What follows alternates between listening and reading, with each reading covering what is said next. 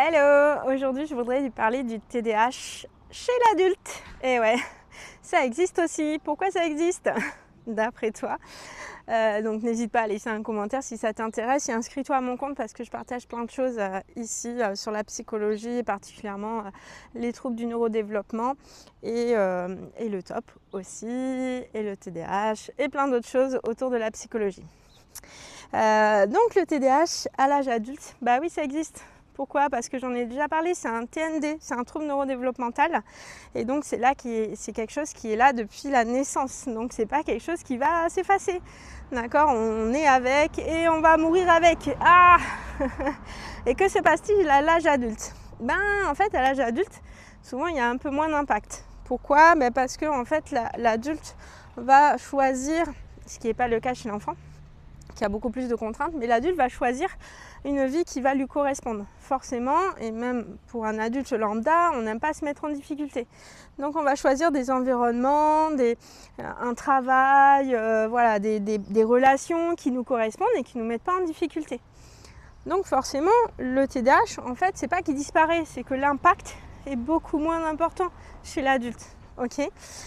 Donc ça, c'est une chose. Généralement, à l'âge adulte, il y a beaucoup moins d'impact. La personne va choisir un métier qui lui correspond, un environnement qui lui correspond.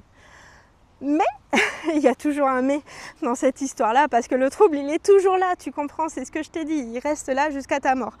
Et en fait, il y a un mais, parce que, rappelle-toi, nous sommes mortels et vers 40, 45 ans, notre corps commence à fatiguer, d'accord ?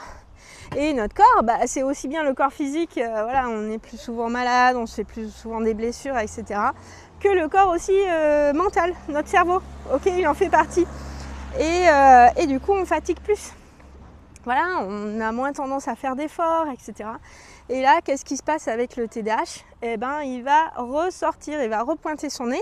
L'impact va redevenir un peu plus important du fait de cette fatigue, de l'effort cognitif, de la charge mentale qu'on peut avoir, surtout à cet âge-là.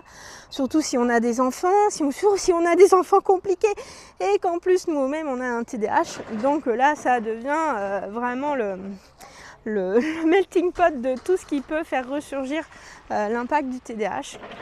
Et donc moi souvent les adultes en bilan je les retrouve aux alentours de 40 ans, 45 ans, voire 50 ans parce que c'est là où ils n'arrivent plus du tout à gérer, à compenser leurs troubles.